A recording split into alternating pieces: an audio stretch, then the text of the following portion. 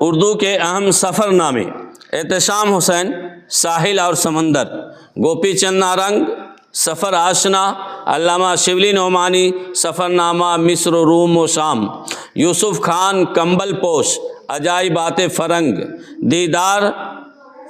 دید راہی پاکستان یاترا، ممتاز مفتی ہند یاترا، لبیک، وزیر آگاہ شام کے منڈیر سے، انتظار حسین، زمین اور فلک، ابن انشا، ابن بطوطہ کے تعاقب میں نگری نگری پھرا مسافر، سید سلیمان ندوی،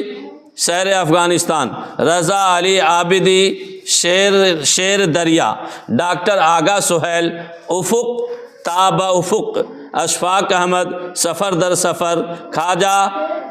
السیدین، دنیا میرا گاؤں، انیس چشتی، وادی نیل میں 20 دن،